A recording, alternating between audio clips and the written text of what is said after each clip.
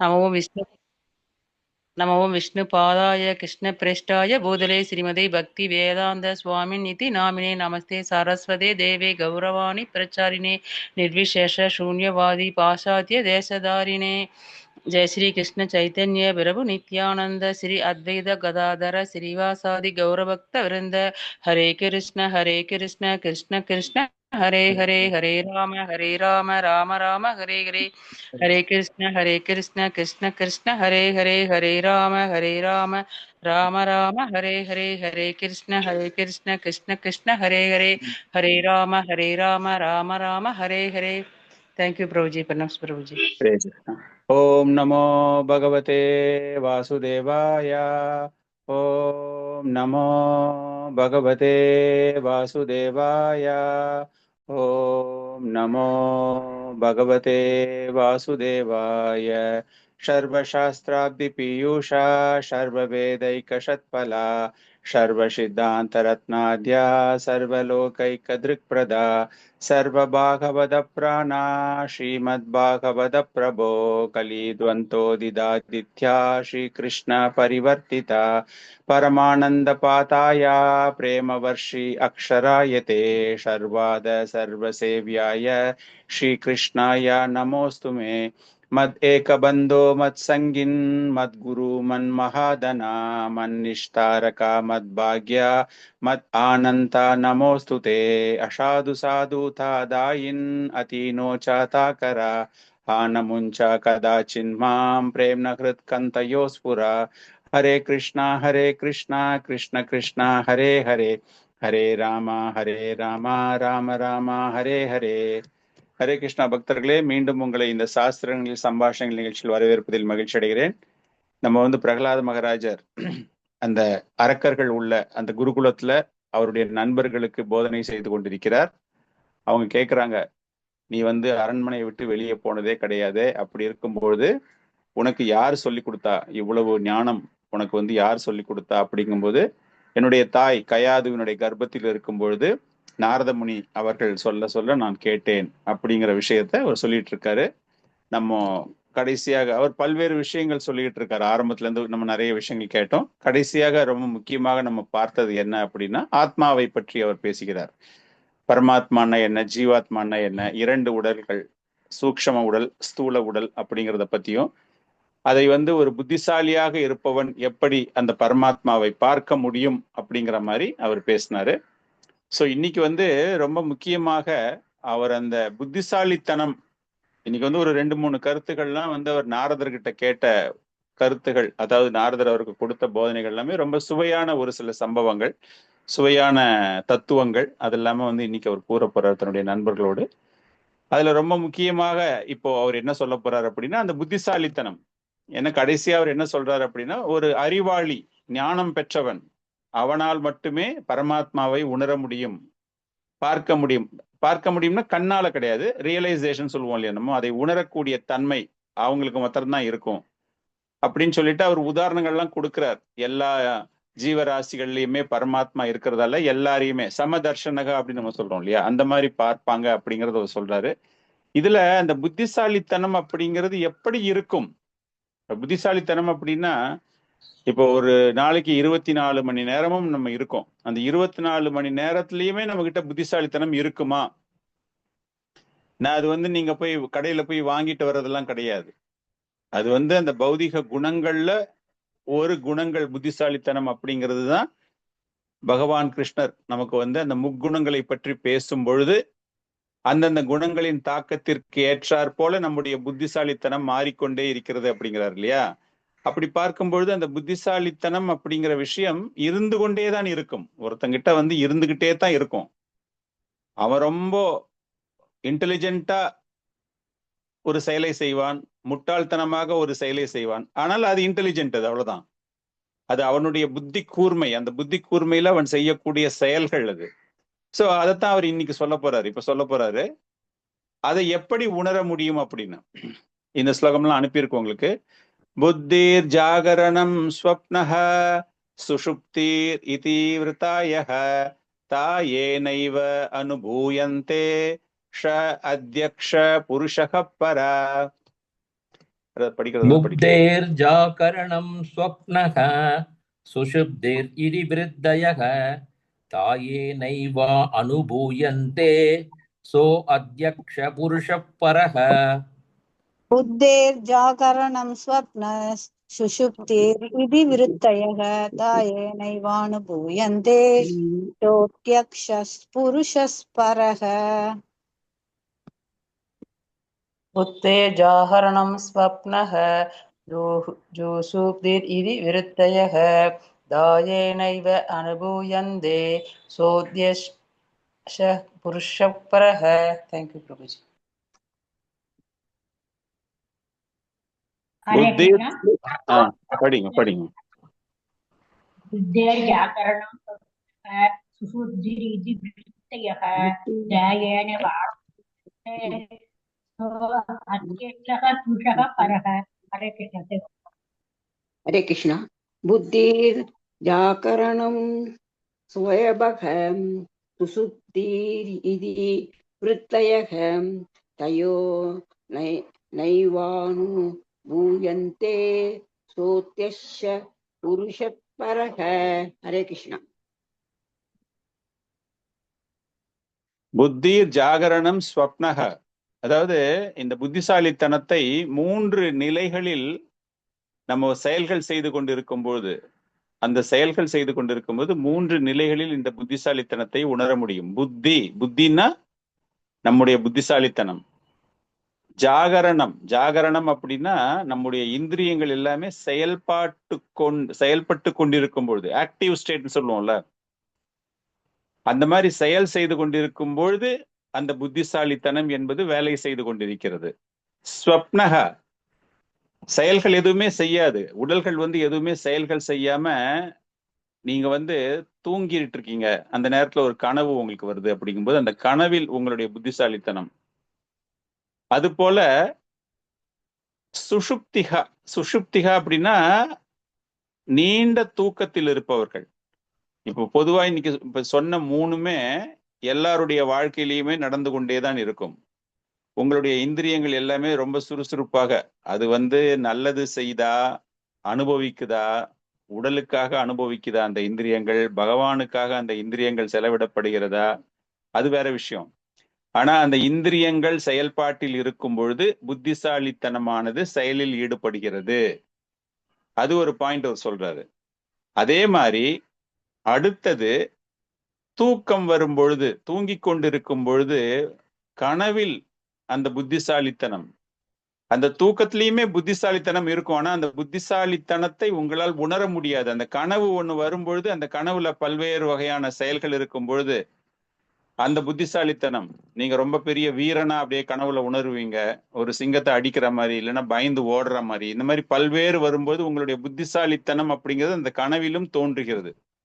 அது போல நீண்ட உறக்கத்தில் இருப்பவர்கள், டிரான்ஸ் அப்படிம்பாங்க இல்லையா, டீப் ஸ்லீப். டிரான்ஸ் அப்படிங்கும்போது நீங்க உடலை கட்டுப்படுத்தி கொண்டு, இந்திரியங்களை கட்டுப்படுத்தி கொண்டு நீங்க தியானம் செய்யும் போது கூட உங்களை சுத்தி நடக்கிற விஷயங்கள் எல்லாமே தெரியும் உங்களுக்கு. ஸோ அந்த மாதிரி அந்த ஆழ்ந்த உறக்கத்தில் இருக்கும் பொழுது, அந்த ஆழ்ந்த உறக்கம் அப்படிங்கும்போது கூட அந்த புத்திசாலித்தனம் அப்படிங்கிற விஷயம் செயல்பட்டு கொண்டிருக்கிறது. இதை எவன் உணர்கிறானோ, இந்த 3த்தையுமே தெரிஞ்சுக்கிட்டு அந்த நேரத்துல இது எல்லாத்துக்குமே அதிபதி யார், அந்த பகவான், அதுதான் அவருடைய காரணகர்த்தா, அவர் மூலமாகத்தான் எல்லாமே நடைபெறுகிறது அப்படின்னு எவன் ஒருவன் தெரிந்து கொள்கிறானோ அவன்தான் உண்மையாக அனைத்தையும் அறிந்தவன். இஸ் அ மாஸ்டர், அவன் தான் ஒரிஜினல் மாஸ்டர். அதாவது நம்மளுடைய உணர்வுகள் கிருஷ்ண பக்தியில உண்மையான புத்திசாலித்தனம் அப்படின்னா என்ன அப்படின்னா, எந்த நிலையிலேயுமே பகவானை, நம்ம இந்திரியங்கள் வேலை செய்யும் போதும் சரி, கனவுல இருக்கும் போதும் சரி, ஆழ்ந்த நிலையில் இருக்கும் போதும் சரி, எல்லாத்தையுமே எவன் ஒருவன் தெரிந்து கொண்டிருக்கிறானோ. காரணம் என்ன அப்படின்னா, அந்த பகவான் தான் நம்மை ஆட்டுவிக்கிறார். நம்ம கிட்ட இன்னைக்கு இந்த புத்திசாலித்தனம் இருக்கு, இந்த மாதிரிலாம் நம்மளால செய்ய முடியுது அப்படின்னா அனைத்தையுமே பார்க்கக்கூடியவர் அந்த பகவான், அனைத்தையுமே கட்டுப்படுத்தக்கூடியவர் அந்த பகவான். அவருடைய ஒரு பார்வை, அவருடைய ஒரு வழிகாட்டுதல் இல்லாம அந்த தனிப்பட்ட ஆத்மாவினால் நான் உறங்கிக் கொண்டிருக்கிறேனா, உணர்வுகளோடு இருக்கின்றேனா அப்படிங்கிற ஒரு விஷயமே அவங்களுக்கு தெரியவே தெரியாது. எல்லாத்துக்குமே அந்த காரண கர்த்தாவாக இருப்பவர் யார் என்றால் அந்த பகவான். உங்களுக்கு அதெல்லாமே ஞாபகம் வச்சுக்க முடியும் அப்படின்னாலும் கூட அது அந்த பகவான் கொடுக்கக்கூடிய ஒரு கிருபை, கருணை தான். சர்வசிய சாகம் கிருதி சன்னிவிஷ்டோ மத்தக ஸ்மிருதி ஞானம் அப்போகனம் ச அப்படிங்கிறாருல. ஒவ்வொருத்தருகிட்டையுமே நான் பரமாத்மாவாக ஒவ்வொரு இதயத்திலும் வீற்றிருக்கிறேன். எங்கிட்ட இருந்துதான் உங்களுக்கு ஞாபகமே வருகிறது, எங்கிட்ட இருந்துதான் ஞாபக மறதியும் வருகிறது, அறிவு வருகிறது, அனைத்தையும் மறக்கக்கூடிய தன்மை எல்லாமே நான் தான் உங்களுக்கு கொடுக்கிறேன். அதனால ஒவ்வொரு ஜீவராசிகளுமே இந்த 3 நிலைகளில் நிச்சயமாக தள்ளப்படுவார்கள். முழிச்சுக்கிட்டே இருக்கிறது, தூங்குறது, சமாதி நிலையில் அடைவது, கனவு காண்பது, சமாதி நிலையை அடைவது அப்படிங்கிற விஷயம். சோ இதுல இருந்து என்ன தெரிஞ்சுக்க வரோம் அப்படின்னா, அந்த புத்திசாலித்தனத்தை தருபவனே பகவான் தான். இது எதுக்காக அந்த பசங்க கிட்ட சொல்றாருன்னா, இந்த ஸ்கூல் ஸ்டூடெண்ட்ஸ் கிட்ட வந்து, அதாவது நாரத முனி சொன்னதை அவர் சொல்றாரு. நாரத முனி கிட்ட இருந்து நான் கத்துக்கிட்டேன் அப்படிங்கிறது. இங்க என்ன ரொம்ப ஒரு முக்கியத்துவம் வாய்ந்தது அப்படின்னா, பௌதீகத்தனமான விஷயங்களை எல்லாமே தெரிஞ்சுக்கிட்டு அதற்கு ஏற்றாற் போல அவர்கள் செயல்களில் மாறுபடுகிறார்கள், அவங்க வேலையை செய்யறாங்க அப்படின்னா, இது என்னமோ அவங்களா கண்டுபிடிச்சு அவங்களா அவங்களுடைய திறமையை பயன்படுத்துறாங்க அப்படிங்கிற ஒரு நினைப்பு அவங்களுக்கு வரக்கூடாது. அப்படிங்கிறதுக்காகத்தான் இந்த கருத்து, நாரத முனி சொன்ன கருத்து இங்க வந்து வலியுறுத்தப்படுகிறதுக்கு காரணம் என்ன அப்படின்னா, இந்த புத்திசாலித்தனம் வருவதற்கு காரணமே யாரு அப்படின்னா அந்த பகவான் தான். ஆனால் அதை நம்மால் உணர முடியாது. எப்படி அதை உணர முடியாது அப்படின்றால், ஒரு காற்றில் நறுமணமும் வரும், நாற்றமும் வரும் இல்லையா? அது போல இந்த புத்திசாலித்தனம் என்பது அந்த பகவான் தரக்கூடிய செயல்களின் மூலமாக அப்படியே நம்ம கிட்ட வந்துகிட்டே இருக்கு அப்படிங்கிறார் அவர். காத்து இருக்கும்போது அந்த மனத்தை நம்மால காண முடியாது, ஆனால் உணர முடியும். அந்த மூக்கால அந்த ஸ்மெல் பண்ண முடியும் நம்மளால. ஆனா அது எப்படி இருக்கும், அது என்ன ஷேப்ல இருக்கும், கருப்பா இருக்குமா சிவப்பா இருக்குமா அப்படிங்கிற விஷயமே யாருக்குமே தெரியாது. அது போல இந்த புத்திசாலித்தனத்தை கொடுப்பது யார் என்றால் அந்த பகவானினுடைய மேற்பார்வை, அவருடைய கைடன்ஸ்ல தான் எல்லாமே கிடைக்குது. சோ ஒவ்வொரு ஜீவராசிகளுமே இந்த 3 வகையான பிரிவுகளினால், அந்த புத்திசாலித்தனம் அப்படிங்கிற இந்த 3 பிரிவுகளினால், ஆத்மா கிடையாது, அவர்களுடைய செயல்பாடுகள். இது வந்து பியாண்ட் இன்டெலிஜென்ஸ், இஸ் பியாண்ட் ஆத்மா. இது பின்னாடி வரும், நம்ம சொல்ல போறோம் அதை பத்தி. ஆத்மாவுக்கும் இன்டெலிஜென்ஸுக்கும் வேற, ரெண்டுமே தனிப்பட்ட அந்த மூலக்கூறுகள் நம்ம சொல்றோம் இல்லையா, அந்த மூலக்கூறுகள்ல இன்டெலிஜென்ஸ் ஒண்ணு. அதனால இது ஆத்மாவிற்கு அப்பாற்பட்டது, ஆத்மாவுக்கு இதுக்குமே சம்பந்தமே கிடையாது. இதை தருபவர் யார் என்றால் பகவான். இதெல்லாம் எதுக்காக இப்போ இவ்வளவு சொல்ல போறாரு அப்படின்னா, நாரதமுனி எதுக்காக இதெல்லாம் வந்து பிரகலாதருக்கு சொல்லியிருக்காரு அப்படின்னா, பின்னாடி வர வர நமக்கு தெரியும் செயல்களுக்கெல்லாம் யார் காரணம் அப்படிங்கிற ஒரு விஷயத்த அவர் சொல்ல போறாரு. அதுக்கு முன்னாடி இந்த இன்டெலிஜென்ஸை பத்தி அவர் பேசிடுறாரு. இந்த 3 நிலைகளிலுமே ஒவ்வொருவருக்கும் ஏற்படக்கூடிய எக்ஸ்பீரியன்ஸ்க்கு என்ன சொல்றது, நம்ம ஒவ்வொருத்தருடைய அனுபவமுமே வேற வேற மாதிரி இருக்கும். இந்த மாதிரி வேற வேற நிலையில இருக்கும் பொழுது அந்த ஆத்மாவானது ஜஸ்ட் பார்த்துக்கிட்டு இருக்கு, அவ்வளவுதான். It is only an observer. அந்த ஆத்மா வந்து எதுவுமே செய்யறதே கிடையாது. நம்ம வந்து செய்யக்கூடிய செயல்கள், எனக்கு இது பிடிச்சிருக்கு, எனக்கு இது பிடிக்கல, நான் இதை சாப்பிடணும், இதை நான் அனுபவிக்கணும் அப்படிங்கிறது எல்லாமே அந்த ஆத்மா கிடையாது. அந்த ஆத்மா வந்து just it is an observer, it is only வாட்சிங். இதுக்கு எல்லாமே காரணம் என்ன அப்படின்னா அந்த புத்திசாலித்தனம் தான் அனைத்திற்குமே காரணமாக இருக்கிறது. சோ மனிதர்கள், ஜீவராசிகள் எந்தெந்த குணத்திற்கு ஏற்றாற் போல அவர்கள் தங்கள் நடவடிக்கைகளை செயல்படுத்துகிறார்களோ அதற்கு ஏற்றாற் போல அவர்களுக்கு அனுபவங்கள் கிடைக்கின்றன. காரணம் என்ன அப்படின்னா, அந்த ஆத்மா அப்படிங்கிறது ஒவ்வொரு உடலிலும் வேறு வேறு விதமான ஆத்மாக்கள். ஒரு நாய் கிட்ட போய் பாத்தீங்கன்னா அதுக்கு வேற மாதிரி ஆத்மா இருக்கும், ஒரு சிங்கத்துக்கிட்ட போனா வேற மாதிரி ஆத்மா.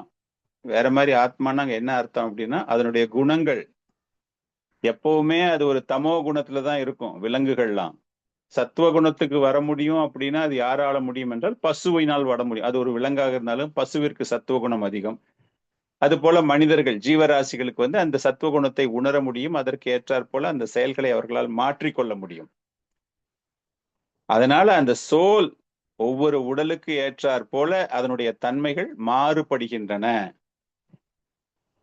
எந்த குணத்தில் நீ உன்னை ஐக்கியப்படுத்திக் கொள்கிறாயோ, எந்த குணத்தில் நீ சரணாகதி அடைகிறாயோ, பகவானிடம் அந்த குணத்தோடு நீ சரணாகதி அடையும் பொழுது அந்த தன்மைகள் மாறுபடுகின்றன. பகவத்கீதையில சொல்றார் இல்லையா, சத்வம் ரஜஸ் தமா இதி குணா பிரகிருதி சம்பவகா. பௌதீக ஜட இயற்கை என்பது இந்த 3 குணங்களால் அடங்கியது. இந்த ஜீவராசிகள் எந்தெந்த குணத்தோடு தங்களுடைய தொடர்பை ஏற்படுத்திக் கொள்கிறதோ அந்தந்த தொடர்புக்கு ஏற்றாற் போல அவன் கட்டுண்ட நிலையை அடைகிறான். இது ரொம்ப அற்புதமான ஒரு ஸ்லோகம் இது. சத்வம் ரஜஸ் தமா இதி குணா பிரகிருதி சம்பவகா நிபத்னந்தி மகாபாகோ தேகோ தேகினாம் அவ்யயம். எந்தெந்த குணங்கள்ல உங்களுடைய செயல்கள் இருக்கின்றனவோ அந்தந்த குணங்களுக்கு ஏற்றாற் போல நீங்கள் இந்த பௌதிக வாழ்க்கையில் கட்டுண்ட நிலைக்கு தள்ளப்படுகிறீர்கள். நீங்க சத்துவ குணத்துல இருக்கீங்க. இப்போ சத்துவ குணத்துல இருந்துகிட்டு நான் பௌதிக வாழ்க்கையில கட்டுண்ட நிலைக்கு நான் வரல, நான் எல்லாத்தையுமே விட்டுட்டேன், ஐ ஆம் பியாண்ட் மெட்டீரியல் இன்ட்ரெஸ்ட், எனக்கு பௌதிக ஆசைகள்லாம் கிடையாது, நான் சத்துவ குணத்துல இருக்கேன், நான் ரஜோ குணத்துல கிடையாது, தமோ குணத்துல கிடையாது அப்படின்னு யாராச்சும் நினைச்சுக்கிட்டு இருந்தீங்கன்னா அது தப்பு. இங்க பகவான் கொடுக்கிற ஸ்டேட்மெண்ட் பிரகாரம் என்ன அப்படின்னா, 3 குணங்களில் இருப்பவர்கள் கூட பௌதிக வாழ்க்கையில் கட்டுண்ட நிலைக்கு செல்ல முடியும். நம்ம இப்ப எதை பத்தி பேசிட்டு இருக்கோம்? இன்டெலிஜென்ஸை பத்தி பேசிட்டு இருக்கோம். அந்த இன்டெலிஜென்ஸை எப்படி சரியா யூஸ் பண்ண முடியாம இருக்கும் பொழுது 3 குணங்களினாலும் அவர்கள் பௌதிக வாழ்க்கையில் கட்டுண்ட நிலைக்கு எடுத்து செல்லப்படுவார்கள். ஒரு சின்ன உதாரணம், சத்துவ குணத்துல நீங்க இருக்கீங்க, கோயிலுக்கு நீங்க வரீங்க, நிறைய டொனேஷன் கொடுக்குறீங்க, நிறைய அன்னதானம் பண்றீங்க, பகவானுக்கு நிறைய ட்ரெஸ் எல்லாம் வாங்கி தரீங்க, நீங்க பண்ற செயல்கள் எல்லாமே சத்துவ குணத்தில் டிவோஷனல் சர்வீஸ் நீங்க பண்றீங்க. நீங்க பண்ற ஒவ்வொரு செயலை பார்த்து எல்லாருமே உங்களை பாராட்டுகிறார்கள். பிரபுஜி நீங்க ரொம்ப கிரேட் பிரபு, நிறைய நீங்க டொனேஷன் கொடுக்குறீங்க, மைக்கு போட்டு அனௌன்ஸ் பண்றாங்க, இந்த பிரபு இன்னைக்கு அவரு தான் அன்னதானம் பண்ணியிருக்காரு, எல்லாரும் ஒரு வாட்டி அவருக்காக ஹரே கிருஷ்ண மந்திரம் சொல்லுங்க அப்படிங்கிறாங்க, எல்லாரும் ஹரே கிருஷ்ண மந்திரம். இது என்ன ஆயிடுது, உங்களுக்கு உங்க மனசுல ஒரு பெருமை உங்களை அடைய துவங்குகிறது. நான் ஒவ்வொரு வாட்டி பண்ணும் போதும் என்ன எல்லாருமே குளோரிஃபை பண்றாங்க, நீங்க பண்ற செயல்கள் எல்லாமே சத்துவ குணம் தான், அந்த மாதிரி என்னை எப்பவுமே பண்ணணும் அப்படிங்கிற அந்த ஒரே நோக்கத்திற்காக நீங்கள் தொடர்ந்து பல்வேறு சேவகங்களில் உதவி செய்கிறீர்கள். ஆனா உங்களுடைய இன்டென்ஷன் என்னது? பெருமை எனக்கு கிடைக்க வேண்டும். அதனாலதானே பகவான் சொல்றாரு, அந்யாபிலாஷித சூன்யம் ஞான கர்மாதி அனாவிருத்தம் அனுகூல்யேன கிருஷ்ணானு. நீங்க செய்யறது எல்லாமே கிருஷ்ணருக்கு மகிழ்விக்க கூடிய செயல்களில் தான் செய்கிறீர்கள். ஆனால் அங்க கிருஷ்ணானுசீலனம் கிடையாது உங்ககிட்ட. அந்த இடத்துல என்ன ஆயிடுது அப்படின்னா, உங்களுடைய சுய பெருமைக்காக நீங்க மத்தவங்க தான் உங்களை குளோரிஃபை பண்றாங்க. நீங்க அவங்களுக்கு நிறைய பணம் கொடுக்குறீங்க, நிறைய டொனேஷன் பண்றீங்க, எல்லாமே செயல்கள் எல்லாம் பண்றீங்க. திஸ் இஸ் கால்டு கட்டுண்ட நிலை. நீங்க பண்றது எல்லாமே சத்துவ குணம். சத்துவ குணத்து செயல்கள் இருந்தாலும் பெருமையை நோக்கி நீங்கள் செய்யும் பொழுது என்ன ஆயிடுச்சு உங்களுக்கு, அந்த பர்டிகுலர் குணத்தில் பௌதீக வாழ்க்கையில் நீங்கள், because you are in a material world now, நீங்க ஜட இயற்கையில் நீங்கள் இருந்து கொண்டிருக்கீங்க இல்லையா? நம்ம இப்போ இந்த பௌதிக உலகத்துல இருக்கோம், நம்ம பக்தி தொண்டு செய்யறோம் அப்படின்னா we are in this material world. நம்ம இந்த பௌதிக உடல்ல வச்சுக்கிட்டு பௌதிக வாழ்க்கை நடத்தி கொண்டிருக்கிறோம். இதுதான் பகவான் சொல்றாரு, இந்த மாதிரி 3 நிலைகளிலேயுமே நீங்க அந்த முக்குணங்களின் தாக்கத்தினால் நீங்க கண்டிப்பாக உங்கள் புத்திசாலித்தனத்தை இழக்க முடியும். காரணம் என்ன அப்படின்னா, இந்த பிரகிருதி ஜீவா, நம்ம எல்லாருமே கேட்போம் ஜீவாத்மா பரமாத்மா அப்படின்னா யார் இதற்கெல்லாம் காரணம்?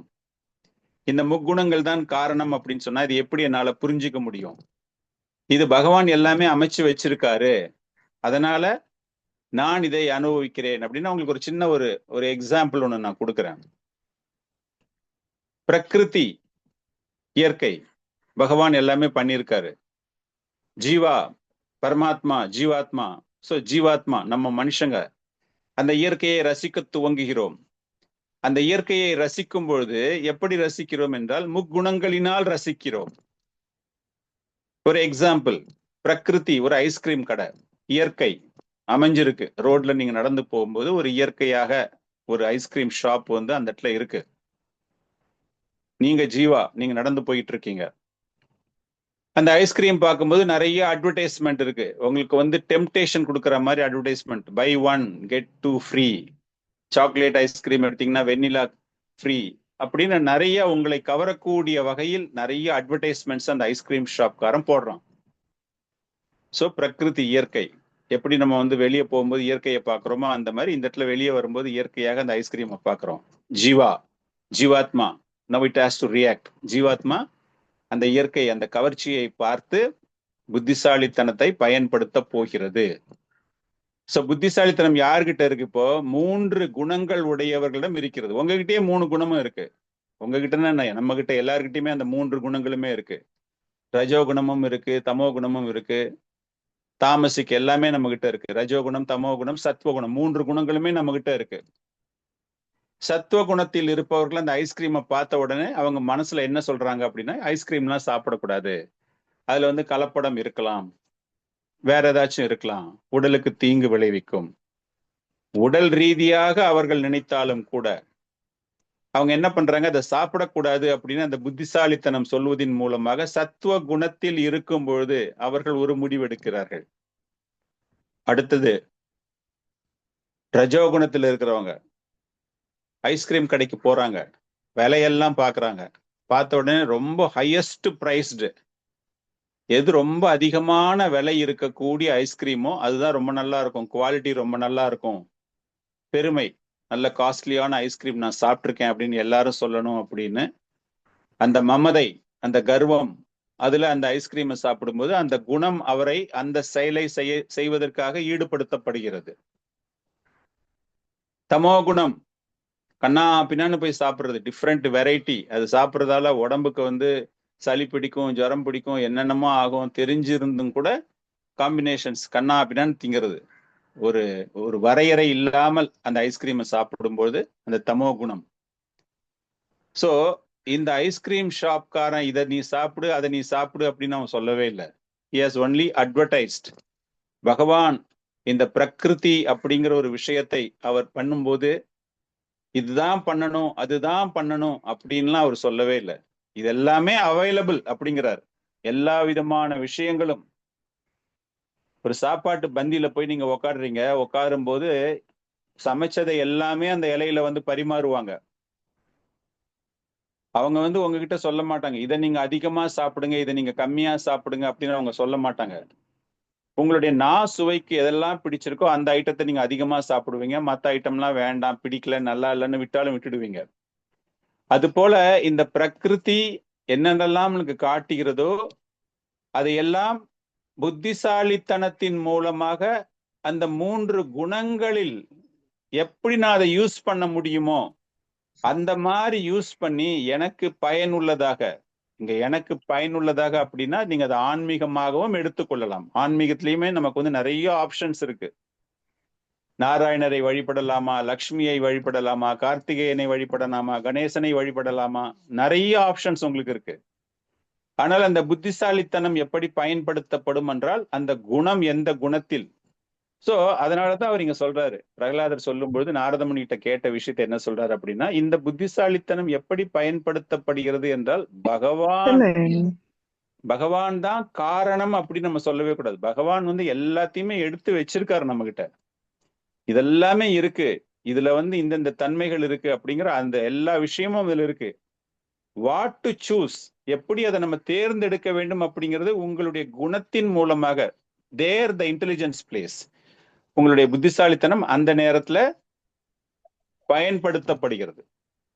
இதை சொல்லிட்டு ஃபர்தரா பிரகலாதர் என்ன சொல்றாரு அப்படின்னா, இந்த இன்டெலிஜென்ஸ் எதனால் கலங்கப்படுகிறது என்றால் அந்த கட்டுண்ட நிலை, பௌதீக வாழ்க்கையில் கட்டுண்ட நிலையில் ஒருவன் இருக்கும் பொழுது அவன் அதனால் பாதிக்கப்படுகிறான். தூக்கத்துல உங்களுக்கு ஒரு கனவு வரும்போது கனவுல வந்து நீங்க துன்பப்படுவது போல நீங்கள் கனவு காண்கிறீர்கள். அந்த நேரத்துலதான். அந்த மாதிரிதான் பௌதிக வாழ்க்கை அப்படிங்கிறது எல்லாமே தற்காலிகமானது. ஆனால் அறியாமை அப்படிங்கிற விஷயத்தினால் அந்த தற்காலிகமானது, தேவையற்ற அந்த தற்காலிகமான இன்பங்கள் நமக்கு தேவை அப்படிங்கிறதுக்காக நம்முடைய முக்குணங்களும் அதற்காக பயன்படுத்தப்படுகிறது. கனவுல நல்ல விஷயங்கள் வருது, ரொம்ப ஜாலியா நீங்க ஒரு அவுட்டிங் போறீங்க, பெரிய ஹில் ஸ்டேஷனுக்கு போறீங்க, அப்படியே சந்தோஷமா இருக்கிறீங்க. ஆஹா ரொம்ப நல்லா இருக்கே அப்படின்னு தொடர்ந்து அப்படியே இருக்கணும்னு பார்ப்பீங்க. ஆனா எழுந்த உடனே எல்லாமே நீங்க மறந்து போயிடுவீங்க. அதே போல ஏதோ ஒண்ணு பாக்குறீங்க, பயப்படுறீங்க, கனவுல அப்படியே டென்ஷன்ல இருக்கிறீங்க, அதுவும் தற்காலிகமானது. அது போலத்தான் இந்த ஜட வாழ்க்கையிலும் எல்லாமே தற்காலிகமானது. ஆனால் நம்ம என்ன பண்ணிடுறோம் அப்படின்னா, இது எல்லாமே எனக்கு தேவைப்படுகிறது அப்படின்னு அந்த முக்குணங்களை சரியாக பயன்படுத்தாமல் அதுதான் நிரந்தரம் அப்படின்னு நினைச்சிடுறோம் நம்ம. அதனால் புத்திசாலித்தனம் என்பது சரியான வழியில் பயன்படுத்தப்படவில்லை அப்படிங்கிற கருத்தை நான் நாரத முனியிடமிருந்து கற்றுக்கொண்டேன். அதாவது நான் கருவில் இருக்கும் பொழுது அவர் கொடுத்த விஷயம். இந்த புத்திசாலித்தனத்தை எப்படி நான் மாற்றுவது அப்படிங்கிற விஷயத்தையும் எனக்கு அவர் கத்துக் கொடுத்தாருன்னா எனக்கு சொன்னாரு. அதுவும் நான் தெரிந்து கொண்டேன் அப்படின்னு சொல்லிட்டு, கிருஷ்ண உணர்வு எவ்வளவு முக்கியம், கிருஷ்ண பக்தி எவ்வளவு முக்கியம் அப்படிங்கிற விஷயத்தையும் நான் கருவில் இருக்கும்பொழுது நாரதர் எனக்கு கூறினார். இந்த ஸ்லோகம் ஒரு அற்புதமான ஸ்லோகம். தஸ்மாத் பவத்பி கர்த்தவ்யம் கர்மாணாம் த்ரிகுணாத்மனாம் பிஜ நிர்ஹராணாம் யோக பீஜ நிர்ஹராணாம் யோக பிரவாஹோ பரமோதியஹ. தஸ்மாத் பவத்பி கர்த்தவ்யம் கர்மணாம் த்ரிகுணாத்மனாம் பீஜ நிர்ஹராணம் யோக பிரவாஹா பரமோதியஹ. படிக்கிறதான் படிக்கலாம். हरे कृष्णा प्रभु। तस्मात् भवद्भिः कर्तव्यं कर्मणां त्रिगुणात्मनां बीज निर्भरणं योगः प्रवाहो परमोदिया। हरे कृष्णा। हरे कृष्ण। தஸ்மாத் பவத் ஹரே கிருஷ்ணா சொல்றாங்களா? ஹரே சொல்லுங்க. கிருஷ்ணா. தஸ்மாத் பவத்பிஹி கர்த்தவ்யம் கர்மணாம் ஸ்ரீ குணாத்மனாம் பீஜ நிர்கரணம் யோகः பிரவாஹோ பரமோதியः. ஹரே கிருஷ்ணா. தேங்க்யூ பிரபு. हरे कृष्ण प्रभु जी। तस्मात् भवद्भिः कर्तव्यं कर्मणां त्रिगुणात्मनां बीज निर्हरणं योगः प्रवाहो परमोदिय। थैंक यू प्रभु जी। हरे प्रभु जी। तस्मात् भवती कर्तव्यं कर्मणा त्रिगुणात्मनां बीज निर्हरणं योग प्रवाहो परमोदिय। हरे कृष्णा। हरे कृष्णा। तस्मात् भवद्भिः कर्तव्यं कर्माणां त्रिगुणात्मनां बीज निर्हरणं योगः प्रवाहो परमोदिय। हरे कृष्णा। हरे कृष्णा प्रभु प्रणाम। तस्मात् भवति कर्तव्यं कर्मणा त्रिगुणात्मनां बीज निर्हरणं योगः प्रवाहो परमोदिय। थैंक यू प्रभु। हरे कृष्णा। हरे कृष्णा। तस्मात् भवद्भिः कर्तव्यं कर्मणां त्रिगुणात्मनां बीज निर्हरणं योगः प्रवाहो परमोदिय। हरे कृष्णा। Thank you. हरे कृष्ण। हरे कृष्ण। तस्मात् भवद्भिः कर्तव्यं कर्मणां त्रिगुणात्मनां बीज निर्हरणं योगः प्रवाहो परमोदिय। Thank you. சோ தன்னுடைய அசுர குலத்து நண்பர்களை பார்த்து பிரகலாதர் கூறுகிறார். என்ன சொல்றார் அப்படின்னா, உங்களுடைய உடனடி கடமை என்ன அப்படின்னா, கிருஷ்ண உணர்வில் உங்களை நீங்கள் ஈடுபடுத்திக் கொள்வது. அதுல என்ன ஒரு பலன் உங்களுக்கு கிடைக்கும் அப்படின்னா, பலன் நோக்கு செயல்கள், அதை ஒரு விதையாக கூறுகிறார். அந்த விதை, பலன் நோக்கு செயல்களை தரக்கூடிய விதைகள் செயற்கையான முறையில் உருவாக்கப்படுகின்றன. எப்படி உருவாக்கப்படுகிறது என்றால், அந்த 3 குணங்களின் மூலமாக. நம்ம அதுக்கு தான் அந்த இவ்வளவு பெரிய எக்ஸாம்பிள்லாம் கொடுத்தேன், 3 குணங்கள்ல எதனால அப்படின்னு. அந்த மாதிரி அந்த 3 குணங்கள் மூலமாக செயற்கையாக தோன்றக்கூடிய பலன் நோக்கு செயல்களை தரக்கூடிய விதைகள் கம்ப்ளீட்டா போயிடும் அப்படிங்கிறது. பக்தி கிருஷ்ண பக்தியில இருக்கும்பொழுது அது இல்லாம இந்த புத்திசாலித்தனம் 3 வகையான புத்திசாலித்தனங்களை நம்ம பார்த்தோம் இல்லையா?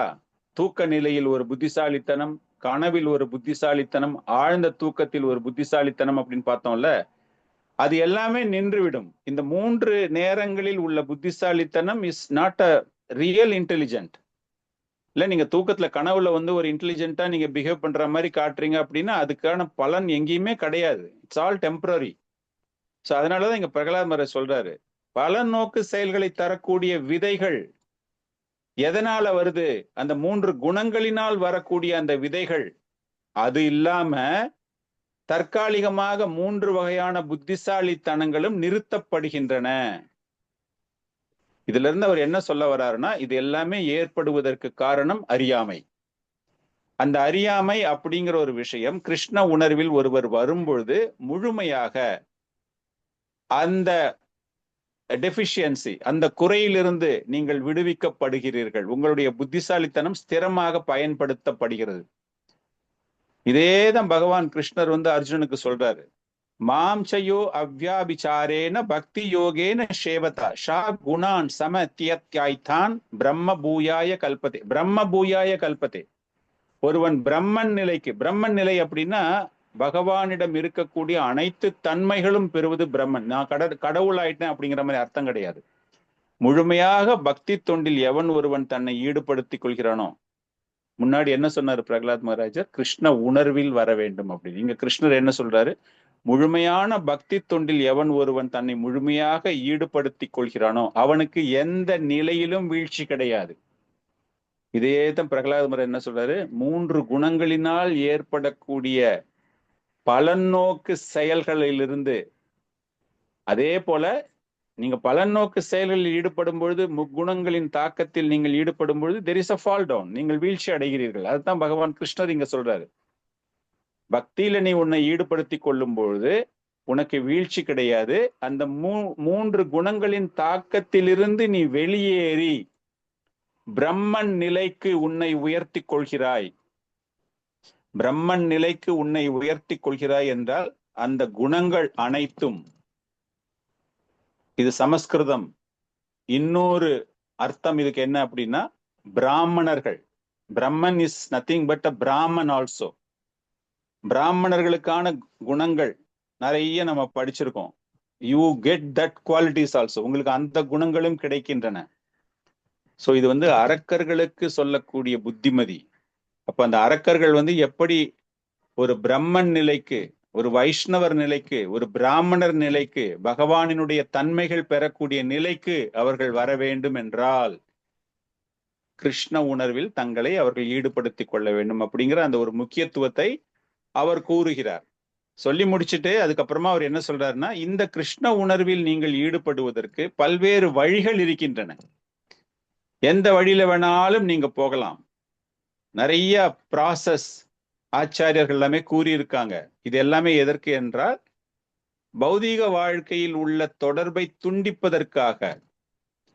அதனால பகவானிடம் சென்று அடைய வேண்டும் அப்படின்னா அந்த முறையான ஒரு தொடர்பு, யோகான்னு சொல்றோம் இல்லையா, அந்த தொடர்பை ஏற்படுத்தி கொள்ளும் பொழுது என்ன ஆயிடுது என்றால் பௌதீக வாழ்க்கையில் உள்ள களங்கங்களிலிருந்து நீங்கள் விடுபடுகிறீர்கள். விடுபடும் பொழுது பகவான் தான் சிறந்தவர். ஏன்னா அவர்கிட்ட நீங்க அவரை பற்றி தெரிந்து கொள்வதற்கு, அவருக்காக நீங்கள் சேவகம் செய்ய துவங்கும் பொழுது என்ன ஆயிடுது அப்படின்னா இந்த பௌதீக களங்கங்களிலிருந்து நீங்கள் விடுபடுகிறீர்கள். பகவானோடு ஒரு தொடர்பு அப்படின்னா பெஸ்ட், அந்த ஒரு தொடர்பு, பெஸ்ட் தொடர்பு என்ன அப்படின்னா பகவத்கீதையில பகவானே சொல்றாரு, சர்வ தர்மான் பரித்யஜ்ய மாமேகம் சரணம் விரஜா. முழுமையாக என்னிடம் சரணடைய வேண்டும்.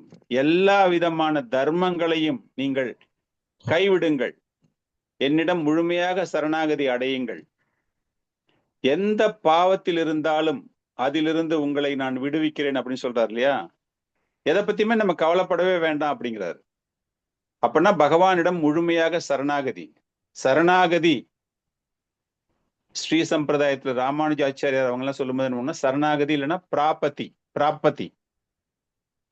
அப்படின்னா பகவானிடம் சரணடைவது. ஒரு வைஷ்ணவர்களுக்கு உள்ள ஒரு முக்கியமான தன்மை என்ன அப்படின்னா சரணாகதி, surrender to the lotus feet. Chaitanya Mahaprabhu அதே தானே சொல்றாரு இல்லையா? ஸ்ரீ சம்பிரதாயத்துல அவங்க சொல்லும் போது என்ன சொல்றாரு அவரு? விஷ்ணு பக்தி, அதாவது பகவான் நாராயணர் லக்ஷ்மி தேவி அப்படின்னு சொல்லுவாங்க அவங்க. பட் நம்ம என்ன பண்றோம்? சைத்தன்ய மகாபிரபு சொல்லும் போது என்ன சொல்றாரு? ராதா கிருஷ்ணா, ஸ்ரீமதி ராதா ராணி அண்ட் பகவான் கிருஷ்ணர். பிகாஸ் அந்த கலவைதான சைத்தன்ய மகாபிரபு. நம்ம இவங்க கிட்ட சரணாகதி அடைய வேண்டும். அதுதான் வாழ்க்கையினுடைய மிக மிக முக்கியமான ஒரு விஷயம். அந்த சரணாகதி அப்படிங்கிற விஷயத்தை பத்தி நம்ம பேசும்போது எப்படி சரணாகதி அடைவது? எல்லாருமே சொல்லிடுறாங்க, பகவான் சொல்லிட்டாரு எல்லாத்தையும் விட்டுட்டு எங்கிட்ட வா அப்படிங்கிறாரு. பரித்ராணாய சாதுனம், நாட் பரித்ராணாய சாதுனம், சர்வ தர்மான் பரித்திச்ச மாமேகம் சரணம், எல்லாத்தையும் விட்டுட்டு எங்கிட்ட வா அப்படிங்கிறாரு. அப்படின்னா எப்படி, ஹவு டு டூ தட்? அந்த சரண்டர் சரண்டர்னு எல்லாருமே சொல்றாங்களே, அந்த சரண்டர் அப்படின்னா என்னது, நான் எப்படி செய்ய வேண்டும் அப்படிங்கிற விஷயம் அவர் இந்த குருகுல பெண் அந்த மாணவர்களுக்கு, அவருடைய நண்பர்களுக்கு, பிரகலாத் மகராஜ், இது ஒரு அற்புதமான ஒரு ஸ்லோகம். இதுல அவர் சரண்டர் அப்படின்னா என்ன அப்படிங்கிற ஒரு விஷயத்தை பற்றி அவர் இங்கு கூறுகிறார். குரு சுஸ்ருஷாய பக்தியா சர்வ லப்தா அர்ப்பணானி ச சங்கேன சாது பக்தானாம் ஈஸ்வர ஆராதனேன ச. படிக்கிறதும் படிக்கலாம். குரு சுஸ்ருக்ஷயா பக்தியா சர்வலப்தார்ப்பணேன சசங்கேன சாது பக்தானாம் ஈஸ்வர ஆராதனேன ச. ஹரே கிருஷ்ணா. குரு சுஷ்ரூஷயா பக்தியா சர்வலப்தார்ப்பணேன சசங்கேன சாது பக்தானாம் ஈஸ்வரோ ஆராதனேன ச. ஹரே கிருஷ்ணா. हरे कृष्ण प्रभुजी। कुरु शुश्रूषया भक्त्या सर्वलब्धार्पणेन च संगेन साधु भक्तानां ईश्वर आराधनेन च. थैंक यू प्रभुजी। ஹரே கிருஷ்ணா. குரு சுசுருஷயா படிக்கிறாங்களா? படிங்கம்மா, நீங்க படிங்க. குரு சுசுருஷயா பக்தியா சர்வ லப்தார்ப்பணேன ச சங்கேன சாது பக்தானாம் ஈஸ்வர ஆராதனேன ச. ஹரே கிருஷ்ணா. குரு சுஸ்ருஷயா பக்தியா சர்வலப்தார்ப்பணேன ச சங்கேன சாது பக்தானாம் ஈஸ்வரார் ஆராதனேன ச. குரு சுஸ்ருஷயா பக்தியா சர்வலப்தார்ப்பணேன ச சங்கேன சாது பக்தானாம் ஈஸ்வராராதனேன ச. ஹரே கிருஷ்ணா. हरे कृष्णा. गुरुया भक्त्या सर्वलब्धार्पणेन च संकेन साधु भक्तान् ईश्वराराधनेन च. थैंक यू प्रभु. குரு சுஸ்ருஷாய படிக்கிறீங்களா? அது படிக்கிறேன். குரு சுஸ்ரூஷயா பக்தியா சர்வலப்தார் அபேனன ச சங்கேன சாது பக்தானாம் ஈஸ்வர ஆராதனேன ச. தேங்க் யூ பிரபு.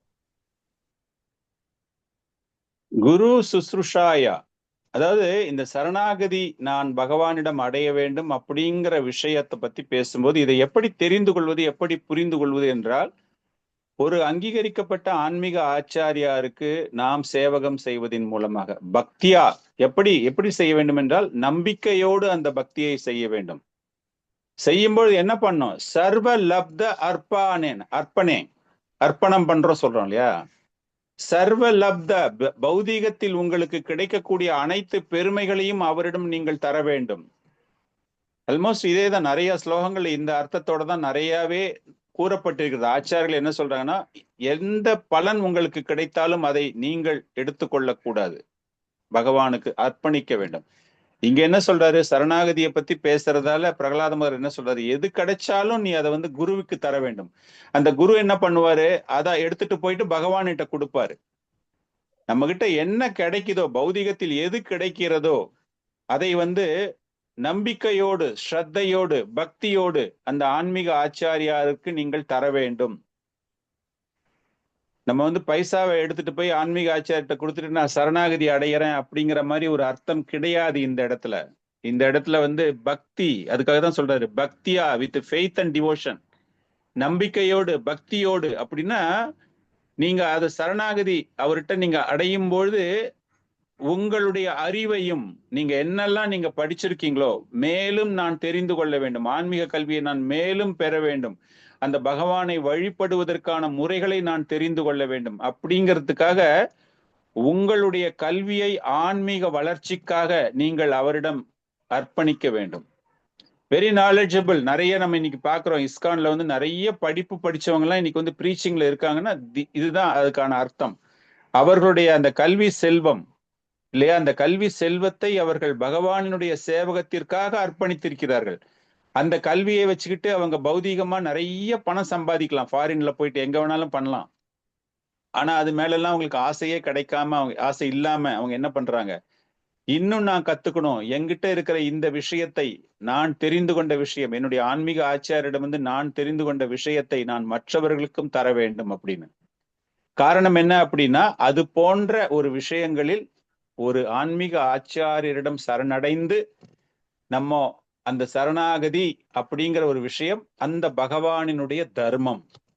சர்வ தர்மான் பரித்தெச்ச மாமேகம் சரணம் அவர் சொன்னார் தெரியுமா? அதுக்கு என்ன அர்த்தம்னா, இதுதான் என்னுடைய தர்மம், என்னிடம் சரணாகதி அடைவதுதான் என்னுடைய தர்மம்.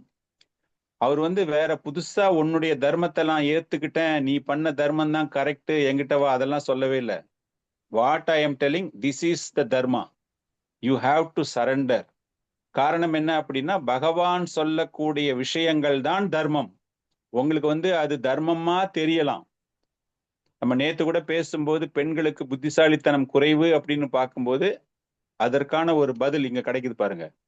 பகவான் சொல்ற தர்மம் தான் தர்மம், அதை எவன் ஒருவன் ஏற்றுக்கொள்ளவில்லையோ, அதற்கு எதிராக செயல்படுகிறானோ அவன் குறை மதி உடையவன். அஜாமிலன் கதை நீங்க எல்லாருமே படிச்சிருப்பீங்க. அஜாமிலனை எடுத்துட்டு போறதுக்காக யமதூதுவர்கள் வரும்பொழுது கடைசி நேரத்துல விஷ்ணு தூதுவர்கள் வந்து அவங்களை எடுத்துட்டு போயிடுறாங்க. நம்ம அந்த கதைக்குள்ள எல்லாம் ஃபுல்லா போகல. யம தூதுவர்களுக்கு வந்து அவ்வளோ அப்செட் ஆயிட்டாங்க. அவங்க இவ்வளோ பாவம் பண்ணியிருக்கான், இவன் வந்து கண்டிப்பா பனிஷ்மெண்ட் இவனுக்கு கொடுத்தே ஆகணும், தண்டனை தரக்கூடியவன், என் கண்ணு முன்னாடியே, நம்ம சொல்லணும்ல, என் கண்ணு முன்னாடியே பாவம் பண்ணாவன் நல்லா இருக்கான் அப்படின்னு. அந்த மாதிரி இவன் எக்கச்சக்க பாவம் பண்ணியிருக்கான், இவனை வந்து அவங்க கூட்டிட்டு போறாங்களே, இவனுக்கு தண்டனைக்காக நம்மளுடைய யமராஜரிடம் நம்ம எடுத்து சொல்லும் போது விஷ்ணு தூர்ல எடுத்துட்டு போயிட்டாங்களே அப்படிங்கும்போது அவர்களுக்கு போதனை தருகிறார் யமராஜா. அந்த யம தூதுவர்களுக்கு போதனை தரும்போது, தர்மம் தூ சாக்ஷாத் பகவத் பிராணித்தம், பகவான் சொல்ற தர்மம் தான் தர்மம், நீ சொல்ற தர்மம் எல்லாம் கிடையாது. காரணம் என்ன அப்படின்னா, ஒரு சமயம் அப்படின்னு சொன்னா பகவானால் தரப்பட்ட, அதுலயே இன்னும் ஒரு ஃபர்தரா சொல்றாரு, 12 மகாஜனங்கள்ல நானும் ஒருத்தன், எங்களுக்கு தான் தெரியும் உண்மையான தர்மம் என்ன அப்படின்னு. தர்மம் தூ சாக்ஷாத் பகவத் பிராணித்தம் நாவை விது ரிஷயோ நாபி தேவகா. இந்த விஷயத்தெல்லாம் வந்து கற்றறிந்தவர்கள், மிகச்சிறந்த சத்துவ குணத்தில் இருப்பவர்கள், பெரிய பெரிய ரிஷிகள், எந்த பெரிய பிரபஞ்சங்கள்ல எப்பேற்பட்ட மேல் உலகத்தில் இருப்பவர்களால் கூட புரிந்து கொள்ள முடியாது. அப்படி இருக்கும்போது சாதாரண ஜீவராசியான உங்களால் இதை எப்படி புரிந்து கொள்ள முடியும்? சரணாகதி அப்படின்னா பகவான் சொல்லிட்டாரு அப்படின்னா அதுதான் பகவான். வேத பிரணிகிதோ தர்மகா, வேதங்கள்ல கூறப்பட்டிருக்கிறது, செஞ்ச பாவத்துக்கு வந்து இவனுக்கு பனிஷ்மெண்ட் கொடுக்கணும் அப்படின்னு. ஆனா பனிஷ்மெண்ட் இவங்க இல்லையே அப்படிங்கும்போது யமராஜா சொல்றாரு, தர்மம் து சாக்ஷாத் பகவத் பிரணித்தம். இது எதுக்காக சொல்றோம் அப்படின்னா, அந்த சரணாகதி, ஹவு டு சரண்டர். பிரகலாதர் வந்து சரணாகதி அடைய வேண்டும் என்றால் எப்படிப்பட்ட சரணாகதியாக இருக்க வேண்டும்? பிளைண்டா கண்ணை மூடிட்டு போய் பகவான் காலில் விழணும். No questions asked. நான் இது பண்ணிக்கிட்டு இருக்கேன், அது பண்ணிக்கிட்டு இருக்கேன், எனக்கு இதுக்கு தகுந்த மாதிரி பெனிஃபிட் கிடைக்கணும் அப்படின்னா, அந்த சரணாகதியை பற்றி நீங்கள் புரிந்து கொள்ள வேண்டும் என்றால் ஒரு ஆன்மீக ஆச்சாரியாரை அணுகி அவர் என்ன சொல்றாரோ அதற்கு ஏற்றார் போல குரு பாத ஆශ්‍රயஸ் தஸ்மாத் கிருஷ்ண திக்ஷாதி சிக்ஷனம். பக்தி ரசாமிருத சிந்துல சொல்றாரு இல்லையா ஸ்ரீல ரூப கோஸ்வாமி, திக்ஷா சிக்ஷா. அந்த குருவினிடமிருந்து கிருஷ்ணரை எப்படி அடைவது அப்படிங்கிறதுக்கான ஒரு சிக்ஷை யார்கிட்ட கொடுக்குறாங்கன்னா, குரு பாத ஆශ්‍රய தஸ்மாத், அந்த குருவிடம் சரணடைபவர்கள். சோ உன்னுடைய முதல் கடமை என்னவென்றால் ஒரு ஆன்மீக ஆச்சாரியரை நீ எடுக்க வேண்டும், அவரிடம் சரணடைய வேண்டும். அவர் மூலமாகத்தான் நீ அனைத்தையும் தெரிந்து கொள்ள வேண்டும். இந்த ஃபர்ஸ்ட் ஸ்லோகமே சொல்றது இல்லையா, குரு சுஸ்ருஷாயா, தட் மீன்ஸ் பர்சனலா, தனிப்பட்ட முறையில். எங்க ஆன்மீக ஆச்சாரியாருக்கு பிரசாதம் வேணுமா, இன்னைக்கு டூர் போறாராம் அப்படின்னு உங்களுக்கு போன் பண்ணோன்னு, அப்படியா பிரபு, உடனே வேற ஒரு இடத்துக்கு நீங்க போன் பண்றது, பிரபு எங்க மகாராஜ் அந்த இடத்துக்கு வராராம், 4 பேர் டிவோட்டிஸோட வராங்களாம், கொஞ்சம் பிரசாதம் பண்ணி அவருக்கு அனுப்பிச்சிருங்க. நீங்க வெளியே போய் என்ன சொல்லுவீங்க, இன்னைக்கு எங்க மகாராஜுக்கு நான் தான் பிரசாதம்லாம் ஏற்பாடு பண்ணேன் அப்படின்னு. அது சர்வீஸ் கிடையாது. குரு சுஸ்ருஷாயா அப்படின்னா தனிப்பட்ட முறையில் நீங்களே, personally you have to do the service. அப்படியா, எங்க குரு வந்திருக்காரா, என்னுடைய குருவினுடைய சிஷ்யர்கள் வந்திருக்காங்களா, அவங்களுக்கு நான் தொண்டு செய்யணுமா, நானே பண்றேன், நீங்களே போறீங்க, நீங்களே சமைக்கிறீங்க, நீங்களே அவங்களுக்கு சர்வ் பண்ணீங்க. This is called personal service. இதுதான் நீங்க சொல்லப்படுகிறது. அது போல குருவிற்கு தனிப்பட்ட முறையில் சேவகம் செய்து அந்த சரணாகதி அப்படிங்கிற விஷயம் என்ன அப்படிங்கிறத நான் தெரிந்து கொள்ள வேண்டும் அப்படிங்கிறார். இத சொல்லிட்டு ஹரி சர்வேஷு பூதேஷு பகவான் அஷ்ட ஈஸ்வரகா, இந்த மாதிரி பண்ணும்பொழுது அந்த சரணாகதி நம்ம பண்றோம் அப்படிங்கும்போது யாருக்காக பண்றோம், அந்த பகவானுக்காக பண்றோம் அப்படின்னா அந்த பகவானை எப்படி நீங்கள் நினைப்பது? ஓகே, சரண்டர் பண்ணணும், சர்வீஸ் பண்ணணும், சரணாகதி ஆகணும், பகவானிடம் நான் சரணடைய வேண்டும் அப்படின்னா எந்த பகவானுக்கு நான் சரணடைவது? பகவானுக்கு எண்ணற்ற ரூபங்கள் இருக்கின்றன. நான் பகவானை எப்படி என்னுடைய மனதில் நான் நிலை நிறுத்துவது, எப்படி நான் புரிஞ்சுக்கிறது, அவரை யார்கிட்ட நான் சரணாகதி அடைய வேண்டும்? அதுக்குதான் சொல்றாரு ஹரி சர்வேஷு பூதேஷு பகவான் அஷ்ட ஈஸ்வரகா. அஷ்ட ஈஸ்வரகா அப்படின்னா பகவான் பரமாத்மாவாக அனைத்து ஜீவராசிகளிலும் வீற்றிருக்கிறார், உன்னிடத்திலும் இருக்கிறார், உன்னுடைய இதயத்திலும் இருக்கிறார். அந்த பரமாத்மாவை நீ மனதில் நினைத்து கொண்டு அவருக்கு மரியாதை செலுத்தி உன்னுடைய நிலை என்ன? இப்ப நம்ம இருக்கோம், நம்ம பகவானை பத்தி நம்ம நினைக்கிறோம் அப்படிங்கும்போது அந்த பரமாத்மா இருக்காரு அப்படின்னு அந்த இடத்துல அந்த பரமாத்மாங்கிற விஷயம் இந்த இடத்துல உங்களுக்கு அந்த ரூபம் தெரியாது. நீங்கள் ஒரு அருவவாதி போல ஜஸ்ட் யூ ஆர் இமேஜினிங் பரமாத்மா, பகவான் இருக்காரு, ஒரு ஆற்றல் இருக்கிறது, அவருடைய பல்வேறு படைப்புகள் இருக்கிறது, இது எல்லாமே இந்த படைப்புகள் எல்லாத்துலயுமே அந்த பரமாத்மா இருக்காரு, அவருக்கு நான் சரணாகதி அடைகிறேன் அப்படின்னு சொல்றாரு. இதற்குத்தான் ஆச்சாரியர்கள் பிரபுபாதர்கள் எல்லாருமே இந்த ஒரு ஸ்லோகத்துக்கு விளக்கம் தரும்பொழுது ஹரி சர்வேஷு பூதேஷு அப்படின்னா இதை நீங்கள் தவறாக புரிந்து கொள்கிறார்கள் ஒரு சிலர். என்னோடு, என்னுடைய உடலில், என்னுடைய இதயத்தில் இருக்கக்கூடிய பரமாத்மா அந்த ஹரியை நான் நினைக்கிறேன் அப்படிங்கும் பொழுது ஒவ்வொருவருடைய இதயத்திலும் அந்த பகவான் இருக்கிறார் அப்படின்னா ஒவ்வொரு ஜீவராசிகளும் அப்பனா பகவானா, அப்படின்னா அவங்களும் பகவான் ஆயிட்டாங்களா, அப்படின்னா அவங்க 2 பேரும் மெர்ஜ் ஆயிட்டாங்களா, 2 பேரும் சேர்ந்து விட்டார்களா? இந்த அருவவாத கொள்கைகள் அதனால ரொம்ப ஆதிக்கமாக பேசப்படுகிறது. இது தவறு அப்படிங்கறத அவங்க எடுத்து கொடுக்கிறார்கள். இங்க நம்ம என்ன புரிஞ்சுக்கிறோம் அப்படின்னா, யாருக்கு சரணாகதி அடைகிறோம் அப்படின்னா எல்லா ஜீவராசிகளின் இதயத்திலும் வீற்றிருக்கக்கூடிய அந்த பரமாத்மா அப்படின்னு.